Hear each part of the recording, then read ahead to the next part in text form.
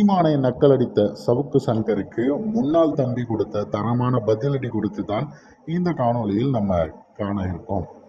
நாம் தமிழர் கட்சி தொடங்கப்பட்ட காலத்திலிருந்து இப்போ வரைக்கும் பல நபர்களை மிகப்பெரிய அரசியல் தலைவர்களாக உருவாக்கி இருக்கு. அதற்கு காரணம் அவர்களுடைய கருத்தியல் தான்.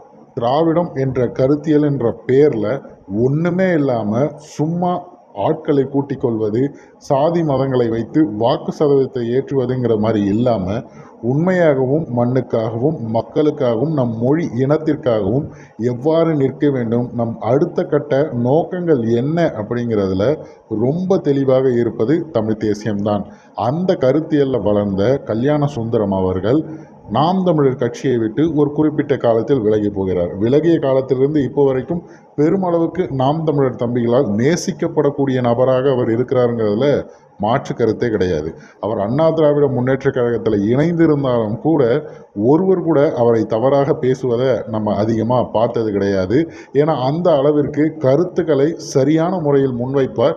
ஒருவேளை அவர் சொல்வது சரியாக இருந்தாலும் தவறாக இருந்தாலும் நமக்கு அவரை பெரிதாக பேச தோணாது. சமீபத்தில் சவுக்கு சங்கர் கொடுத்த நேர்காணல்களோ இல்லை பேட்டிகளோ அவரது சேனல்களோ எல்லா இடத்துலையுமே சீமான் அவர்கள் பார்த்தீங்கன்னா வெற்றி பெறுவதற்காக இல்லை, சீமான் ஓட்டெலாம் ஒரு ஓட்டே கிடையாது, அவர் ஒன்றும் ஜெயிப்பதற்கு நிற்கலை, பயிற்சி எடுத்து கொண்டிருக்கிறேன்னு சொல்லிட்டு சொல்ல முடியாத அளவுக்கு கேலி கிண்டல்கள் பண்ணி சிரித்து நக்கல் அடித்துட்டு இருக்காரு இந்த சவுக்கு சங்கர்.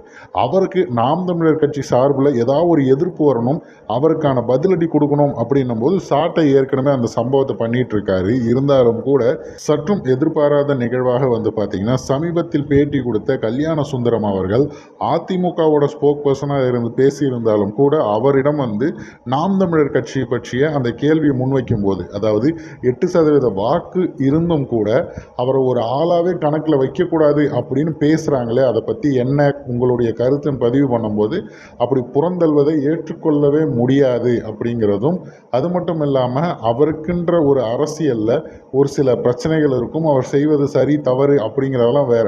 நான் இப்போ அந்த கட்சியை விட்டு விலகி வேறொரு கட்சியில் இருக்கிறதால ஒரு பார்வையாளராக பார்த்து எனக்கு சரி தவறுங்கிறதெல்லாம் இருக்குது. ஆனால் அவரை விளக்கிடணும், அவர் இந்த போட்டியில் இல்லை அப்படிங்கிறதெல்லாம் ஏற்க முடியாதுங்கிற மாதிரி சவுக்கு சங்கருக்கு ஒரு தரமான பதிலடியை கல்யாண சுந்தரம் அவர்கள் கொடுத்திருக்காங்க.